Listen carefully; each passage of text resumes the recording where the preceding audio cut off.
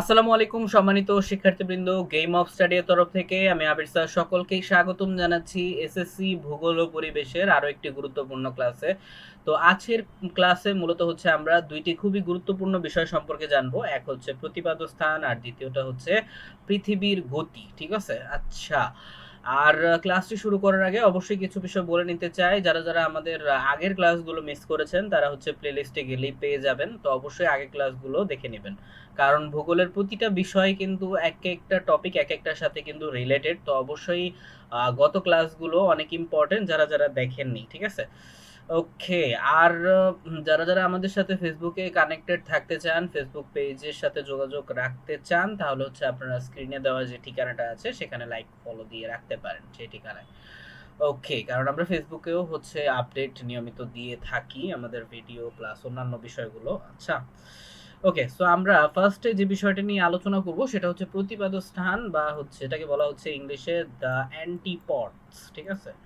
ওকে, এই বিষয়টা আসলে আবার কি এটা একটু দেখে নিই, কারণ এটা অনেক অনেক বেশি গুরুত্বপূর্ণ। পরীক্ষায় সবচেয়ে বেশি এটা সংজ্ঞা আকারে আসে জ্ঞানমূলক প্রশ্ন হিসেবে সৃজনশীলে। হ্যাঁ, আচ্ছা, তো বলা হচ্ছে নরমাল ভাবে যে এখানে একটা বিষয় খেয়াল করে দেখেন যে যে আমরা জানি পৃথিবী গোল, তাই এর কোনো একটি স্থানের বিপরীত দিক অন্য কোনো একটি স্থানে রয়েছে। ঠিক আছে?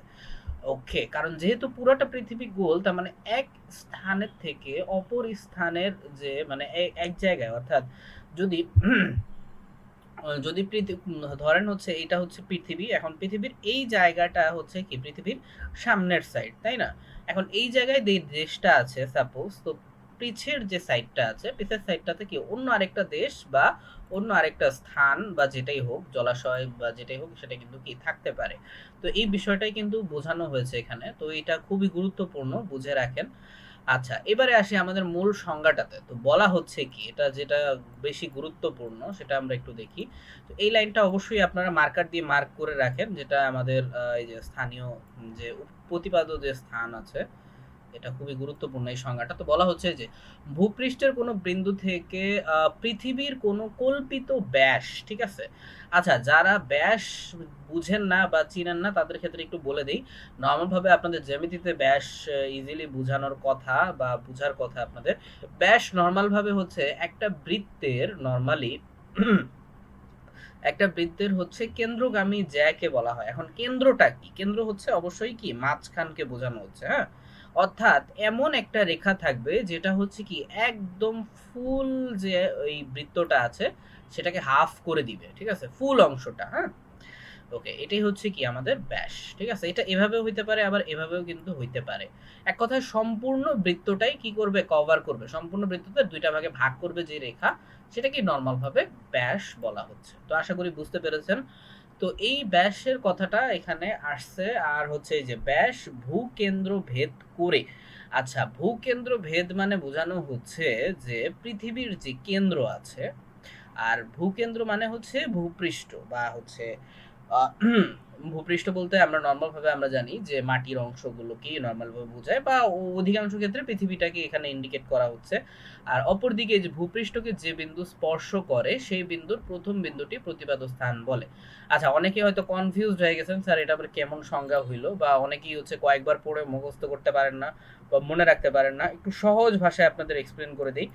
নর্মাল ভাবে বলা হয়, আপনি ইজি ভাবে সংজ্ঞাটা এভাবে দিতে পারেন, যেমন দেখেন নর্মাল ভাবে ভূপৃষ্ঠের কোনো স্থানের, সাপোজ ধরেন এখানে চ, এই যে চ এর যে বিন্দুটা আছে, ঠিক আছে, চ থেকে এই যে ছ, এখান থেকে যদি আমরা রেখা কল্পনা করি, অর্থাৎ এখান থেকে এই যে রেখাটাতে দেখতেছেন এটা কোথা থেকে গেছে? এই যে কেন্দ্র দিক থেকে, অর্থাৎ এই মাঝখানটা ছেদ করেই কিন্তু ছয়ের কাছে আসছে, তাই না? ওকে, তো এই বিষয়টাই নর্মাল ভাবে বোঝানো হইছে যে আপনার যে প্রতিপাদ্য স্থান মানে হচ্ছে পৃথিবীর ওই স্থান যেখানে হচ্ছে কি এক বিন্দু থেকে কেন্দ্র ভেদ করে, ঠিক আছে, বা কেন্দ্র স্পর্শ করে, আপনি দুই ভাবেই বলতে পারেন, কেন্দ্র স্পর্শ করে অপর প্রান্তে যেয়ে যখন পৌঁছাবে তখনই সেটাকে নর্মাল ভাবে কি বলা হচ্ছে? প্রতিপাদ্য স্থান বলা হচ্ছে উক্ত স্থানে। ঠিক আছে? যেমন চয়ের যদি আমি বলি প্রতিপাদ্য স্থান কোনটা, চয়ের প্রতিপাদ্য স্থান হবে ছ। ঠিক আছে? আবার ছয়ের প্রতিপাদ্য স্থান কোনটা হবে? ছয়ের প্রতিপাদ্য স্থান হচ্ছে চ। বোঝা গেছে? ওকে, তো আশা করি বিষয়টা ইজি ভাবে বুঝতে পেরেছেন। আর আরেকটা বিষয় যেটা গুরুত্বপূর্ণ সেটা হচ্ছে আপনার যদি কোনো স্থানের প্রতিপাদ্য স্থান যদি ডিগ্রিতে উল্লেখ করে দেওয়া থাকে, কারণ এটা অনেক সময় এমসিকিউতে আসে।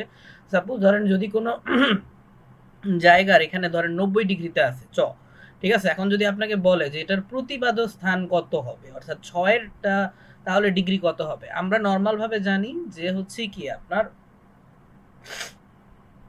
একই বৃত্তের হচ্ছে যে নর্মাল ভাবে ব্যাসগুলো থাকে, কোনো পরিমাপ যেরকম থাকে সেগুলো কি নর্মাল ভাবে কি সমানই কিন্তু থাকে, অর্থাৎ এটা যদি 90 ডিগ্রি হয় তাহলে এটাও কি হবে ওই 90 ডিগ্রি হবে। আশা করি আপনারা বুঝতে পেরেছেন। তো প্রতিপাদ্য স্থান একটাতে যা আরেকটাতেও তা।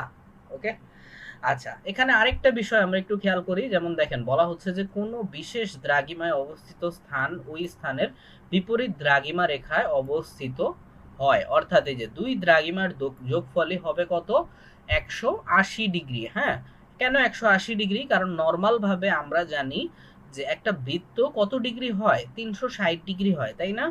ওকে, তো এটা তো নর্মাল বিষয়, এটা 5-6 এও জানার কথা।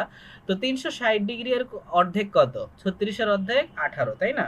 কারণ আমরা যেহেতু দুইটা ভাগে ভাগ করে ফেলছি, তার মানে কি একটা সাইড অবশ্যই 180 ডিগ্রি হবে, পরের সাইডটা কি হবে, পরের সাইডটাও হবে কি 180 ডিগ্রি হবে। তো একটু আগে আমি যেটা বললাম ঠিক সেম কথাটাই এখানে উল্লেখ করে দিয়েছে। ওকে, যেহেতু পুরাটা অংশ নিয়ে ক্যালকুলেট করেছে তো 180 ডিগ্রি কিন্তু হবে। কারণ পরীক্ষায় অনেক সময় কি আপনার 180 ডিগ্রি নাও থাকতে পারে, 60 ডিগ্রি 30 ডিগ্রি এভাবেও কিন্তু থাকতে পারে। আপনি একটা বিষয় মাথায় রাখবেন যে প্রতিপাদ্য স্থান, একটার প্রতিপাদ্য স্থান যেটা হয় অপরেরটাও সেটাই কিন্তু হবে। ঠিক আছে, জাস্ট এইটুকু মাথায় রাখলেই হবে। আচ্ছা, তো আশা করি প্রতিপাদ্য স্থানের যে থিওরি সেটা আশা করি ক্লিয়ার, তো এখন আর আশা করি প্রবলেম হবে না। তো এর পরবর্তী বিষয়টায় আমরা যাচ্ছি, সেটা হচ্ছে পৃথিবীর গতি বা রোটেশন অফ দ্য আর্থ। এটা খুবই গুরুত্বপূর্ণ। সহজ ভাষায় একটু বলে দিচ্ছি নর্মাল ভাবে।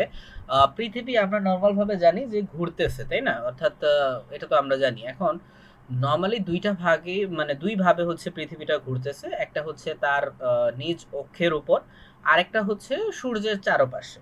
ঠিক আছে, দুইটা ঘোরা কিন্তু সেম না, অর্থাৎ এই দুইটা ঘোরাকে দুইটা নাম দেওয়া হয়েছে। হ্যাঁ, আর আর এই জন্যই বলা হয়েছে যে পৃথিবীর গতি হচ্ছে দুই ভাগে ভাগ করা হয়েছে। ঠিক আছে, এটা খুবই গুরুত্বপূর্ণ। একটা হচ্ছে আহ্নিক গতি, বা নর্মাল ভাবে আহ্নিক গতি যখনই বলবে, আহ্নিক গতি মানেই আপনি বুঝতে হবে যে আহ্নিক গতি মানে হচ্ছে দৈনিক গতিকে বোঝাচ্ছে। ঠিক আছে, আর আরেকটা হচ্ছে যেটা, সেটা হচ্ছে বার্ষিক গতি। বার্ষিক মানে হচ্ছে পুরাটা ঘুরে যখন আসবে সূর্যের চারপাশে তখন হবে হচ্ছে একটা বছর। ঠিক আছে, ওকে। তো কত মানে বছরের এক্সাক্ট সময় প্লাস হচ্ছে দিন এটাও আমরা জানবো, সমস্যা নাই। ওকে, তো আপাতত এতটুকু বিষয় হচ্ছে আপনারা জেনে রাখেন যে নর্মাল ভাবে দুইটা গতি কিন্তু থাকে। আর এই যে নিজ অক্ষের উপর একদিনে অবর্তন করাকে, অর্থাৎ নর্মালি যে ডে কাউন্ট যে হয়, অর্থাৎ একদিন যে হয় দিন আর রাত মিলিয়ে, সেটাকে নর্মাল ভাবে বলা হচ্ছে কি আহ্নিক গতি, তাই না? আর এই যে এক পথে অর্থাৎ কক্ষপথে, কক্ষপথে এক বছরে সূর্যকে পরিক্রমণ, অর্থাৎ সূর্যের চারপাশে ঘুরে আসতে যতটুকু সময় লাগে বা যে গতিতে ঘুরে নর্মাল ভাবে, সেটাকে হচ্ছে কি বার্ষিক গতি বলা হচ্ছে। ঠিক আছে, তো আশা করি বিষয়টা খুব ভালোভাবে বুঝতে পেরেছেন। তো এবার আহ্নিক গতির যে গুরুত্বপূর্ণ বিষয়টা সেটা একটু দেখেন। এটা বলা হচ্ছে যে পৃথিবী তার নিজ মেরুদণ্ডের উপর একবার পশ্চিম থেকে পূর্ব দিকে অবর্তন করতে সময় নেয় কত? এটা খুবই গুরুত্বপূর্ণ, এটা অবশ্যই মার্ক করে রাখবেন। এক্সামে কিন্তু এই লাইনটা অনেক অনেক সময় আসে। ঠিক আছে, বলা হচ্ছে যে 23 ঘন্টা 56 মিনিট আর 4 সেকেন্ড, এটা হচ্ছে কি আহ্নিক গতি। যদি বলে আহ্নিক গতির সময়কাল কত, তাহলে এটি হবে অ্যান্সার, এই যে 23 ঘন্টা 56 মিনিট আর 4 সেকেন্ড বা 24 ঘন্টা। ঠিক আছে, ওকে। আর নর্মাল ভাবে আমরা এই যে 56 মিনিট 4 সেকেন্ড অর্থাৎ আনুমানিক 24 ঘন্টা কিন্তু হয়ে যায়, তো এই জন্য আমরা 24 ঘন্টাই কিন্তু ধরি। ঠিক আছে, আর একে আবার কি বলা হয়, এক সৌর দিন, একে আবার সৌর দিনও কিন্তু বলে। ঠিক আছে, অনেক সময় এটা পরীক্ষায় কিন্তু আসে যে সৌর দিন কাকে বলে, তো এটা যদি আসে তো খুব সুন্দর করে সংজ্ঞাটা লিখে দিবেন। আচ্ছা, এবারে আমরা আসি যে আহ্নিক গতির কিছু প্রমাণ আছে, যেখানে অনেক গুরুত্বপূর্ণ বিষয়গুলো আমি বলে দিই। এটা হচ্ছে যে মহাকাশের কিছু পাঠানো ছবি কিন্তু আছে, কারণ আপনারা জানেন যে নাসার যে বিজ্ঞানীগুলো আছে সেগুলো কিন্তু অলরেডি মহাকাশের কিন্তু ছবিগুলো কিছু পাঠিয়েছিল। এই যে দেখেন, পৃথিবী থেকে যে যেসব উপগ্রহ মহাযানগুলো পাঠানো হয়েছে সেগুলো প্রেরিত ছবি দেখানো যায় যে পৃথিবীর এই যে পশ্চিম থেকে পূর্ব দিকে আবর্তন করছে, আর এই ছবিগুলো পৃথিবীর আবর্তন বা আহ্নিক গতির সর্বাধুনিক ও নির্ভুল প্রমাণ।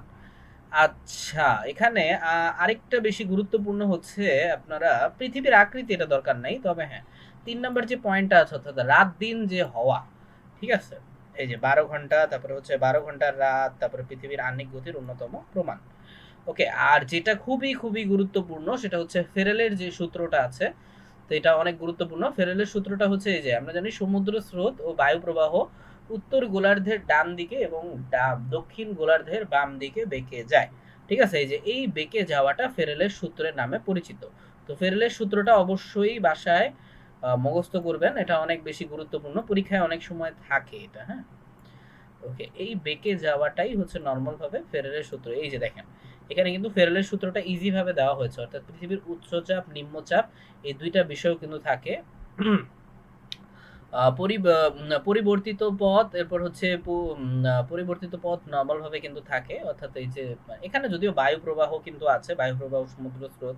তো এই বিষয়গুলো আমরা জানবো, উচ্চচাপ নিম্নচাপ, এটা নিয়ে হচ্ছে পরের চ্যাপ্টার গুলোতে কিন্তু আলাদাভাবে আলোচনা কিন্তু করব আমরা, সমস্যা নেই, টপিক গুলো কিন্তু থাকবে। ওকে, তো আহ্নিক গতির ফল, তো এইগুলো নরমাল ভাবে এই ৩টা পয়েন্ট পড়লেই হবে। আর এরপরে হচ্ছে দিবারাত্রি সংগঠন। আচ্ছা, জোয়ার ভাটার সৃষ্টি। ওকে, আর হ্যাঁ, জোয়ার ভাটার সৃষ্টি যে আছে এটা একটু ভালো করে পড়েন, কারণ যদিও জোয়ার ভাটা নিয়ে আলাদা আছে চ্যাপ্টার গুলোতে কিন্তু আছে পরবর্তীতে। আচ্ছা, তো এবার আসি আমরা বার্ষিক গতিতে। বার্ষিক গতির যে সময়কালটা এটা খুবই গুরুত্বপূর্ণ, অর্থাৎ ৩৬৫ দিন ৫ ঘন্টা ৪৮ মিনিট এবং ৪৭ সেকেন্ড। এটা খুবই গুরুত্বপূর্ণ। আর এই যে প্রতি বছর এই যে এতে প্রতি বছর ৬ ঘন্টা অতিরিক্ত কিন্তু থাকে। এই যে আমরা যে ৩৬৫ দিনকে ১ বছর ধরি, হ্যাঁ? কিন্তু এখানে একটা বিষয় খেয়াল করে দেখেন, যে ৩৬৫ দিন আনুমানিক কয় ঘন্টা? এখানে ৪৮ মিনিট ৪৭ সেকেন্ড না, মানে আনুমানিক ৩৬৫ দিন অতিরিক্ত ৬ ঘন্টা কিন্তু এখানে থাকতেছে, তাই না? তো এই যে ৬ ঘন্টা যে অতিরিক্ত থাকতেছে, তো এই ৬ ঘন্টা করে নিয়ে আমরা নরমাল ভাবে ৪ বছর পর পর আপনার ফেব্রুয়ারি যে মাসটা আছে সেটার সাথে একটা দিন যোগ করা হয়। ঠিক আছে? একটা বিষয় খেয়াল করে দেখবেন, যে ফেব্রুয়ারি যে মাসটা আসে সেটাতে হচ্ছে ২৮ দিনে হয় নরমালি। ৪ বছর পরে সেটা কি ২৯ দিনে কিন্তু পালন করা হয়। সেটা মূল রিজনটা হচ্ছে এইটাই। যেটাকে আবার নরমাল ভাবে অধিবর্ষ বলা হচ্ছে। ঠিক আছে? ওকে, বা লিপ ইয়ার বলা হয়, হ্যাঁ? এই যে লিপ ইয়ার। ওকে, তো এই যে ৪ বছর অন্তর অন্তর ফেব্রুয়ারি মাসকে ২৪ ঘন্টা বা ১ দিনে কি বাড়িয়ে সময়ের মধ্যে সামঞ্জস্যতা রাখা হয়। কারণ নরমাল ভাবে আমরা জানি যে ৩৬৫ দিনে ১ দিন, মানে ১ বছর, সরি। তো ১ বছর, তো এই যে অতিরিক্ত যে ৬ ঘন্টা আছে সেগুলো হচ্ছে ৪ বছর পর পর, কারণ ৪ ৬ ২৪, ২৪ ঘন্টার সাথে মিল করে দেওয়া হয়, অর্থাৎ ফেব্রুয়ারি মাসের সাথে ১ দিন যোগ করে ৪ বছর পর পর। ওকে? আচ্ছা, খুবই মজার বিষয় হচ্ছে কারোর বার্থডে যদি ২৯ ফেব্রুয়ারি থাকে তাহলে তার কি হবে? আচ্ছা, যাই হোক, জোকস অ্যাপার্ট। আচ্ছা, এরপরে আমরা একটু আসি পৃথিবীর কক্ষপথে। আচ্ছা, দিবারাত্রির হ্রাস বৃদ্ধি। আচ্ছা আচ্ছা, পরবর্তী ক্লাসে হচ্ছে ইনশাল্লাহ আমরা আরো অনেক কিছুই জানবো, চিন্তার কারণ নাই। তবে হ্যাঁ, বার্ষিক গতির প্রমাণগুলোর মধ্যে আপনাকে যেগুলো পড়তে হবে, এই যে সেটা আমি একটু দেখে দিই। আচ্ছা, এই যে আকাশে সূর্যের পরিবর্তনের অবস্থান, তারপর হচ্ছে মহাকর্ষ যে সূত্রটা আছে, জাস্ট এগুলো পড়লেই হবে। তবে বা আহ্নিক গতিটাই সবথেকে বেশি আসে প্রমাণস্বরূপ। ওকে, আর এখানে আরেকটা বিষয় দেখেন, এই যে ২১শে মার্চ এবং ২৩শে সেপ্টেম্বর এই ২ দিন পৃথিবীর সর্বত্র দিবারাত্রি কি হয়? সমান হয়। এটা খুবই গুরুত্বপূর্ণ, হ্যাঁ? ওকে, আর সেদিনকে নরমাল ভাবে এই যে বিষুব বলা হয় নরমাল ভাবে, হ্যাঁ? ওকে, আর ২১শে মার্চ উত্তর গোলার্ধে বসন্তকাল, তাই বাসন্ত বিষুবও বলা হচ্ছে। আর ২৩শে সেপ্টেম্বর উত্তর গোলার্ধে শরৎকাল, এই জন্য শারদ বিষুব বলা হয়। তো এই মার্চগুলো যে তারিখগুলো আছে ইম্পর্টেন্ট, সেই তারিখগুলো অবশ্যই ভালো করে পড়ে যান। তো এটা অনেক অনেক বেশি ভালো হবে আপনাদের জন্য ইনশাল্লাহ। পরবর্তী ক্লাসে হচ্ছে আমরা ঋতুর পরিবর্তন নিয়ে হচ্ছে বিস্তারিত আলোচনা করব। এখানে অবশ্যই বুঝার আছে অনেক কিছুই, ঠিক আছে? ওকে, তো ওই ক্লাসের জন্য আমন্ত্রণ রইলো। তো ক্লাসটা মোটামুটি একটু বেশি বড়ই হয়েছে, বাট তারপরেও যারা হচ্ছে শেষ পর্যন্ত ছিলেন মনোযোগ সহকারে, আশা করি অনেক কিছু জানতে পেরেছেন। আর ভূগোলের বিষয়টা এরকমই, আপনারা অবশ্যই জানার জন্য পড়বেন, ঠিক আছে? তাহলে এটা অনেক বেশি ভালো হয়। আর হ্যাঁ, আরেকটা বিষয় সেটা হচ্ছে যে ২৩শে সেপ্টেম্বর সূর্য গোলার্ধে আচ্ছা কিরণ বেশি দিতে থাকে, আর ২২শে ডিসেম্বর সূর্য এমনভাবে কোণ দেয় তাকে দক্ষিণে সবচেয়ে বড় দিন, অর্থাৎ 22শে ডিসেম্বর হচ্ছে বড় দিন। ঠিক আছে, ওকে, আশা করি বুঝতে পেরেছেন। আর এখানে ক্ষুদ্রতম রাত হয় 21, হ্যাঁ, আর তেমন একটা লাগবে না। ওকে, তো আজকের ক্লাস তাহলে এই পর্যন্ত। ইনশাল্লাহ নেক্সট ক্লাসে হচ্ছে আমরা আরো গুরুত্বপূর্ণ বিষয় নিয়ে আলোচনা